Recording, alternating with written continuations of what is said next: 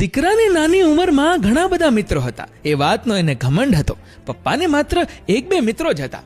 એક દિવસ પપ્પાએ દીકરાને કહ્યું, તારે ઘણા બધા મિત્રો છે ને, ચાલ આજે એમાંથી એક સૌથી નજીકના મિત્રની પરીક્ષા લઈએ. રાત્રે 2 વાગે પપ્પા અને દીકરો દીકરાના મિત્રના ઘરે ગયા. દરવાજે બેલ માર્યો, કોઈ આવ્યું નહીં. પેલા મિત્રએ ઉપર બારીમાંથી ડોકું કાઢ્યું અને નીચે આવીને મમ્મીને કહ્યું, મારા વિશે પૂછે ને તો કહી દેજે એ ઘરે નથી. બહારથી પિતા અને પુત્ર બંનેએ સાંભળી લીધું અને પુત્ર નિરાશ થઈ ગયો અને ત્યાંથી નીકળી ગયા. પછી પિતાએ કહ્યું, ચાલ હવે હું તને મારા એક મિત્રને મળાવું. રાત્રે 2 વાગે પિતાએ મિત્રનો દરવાજો ખટખટાવ્યો. થોડી વાર પછી મિત્રએ દરવાજો ખોલ્યો તો આ શું? મિત્રના એક હાથમાં રૂપિયા અને એક હાથમાં લાકડીનો દંડો. પિતાએ પૂછ્યું, આ શું છે મિત્ર?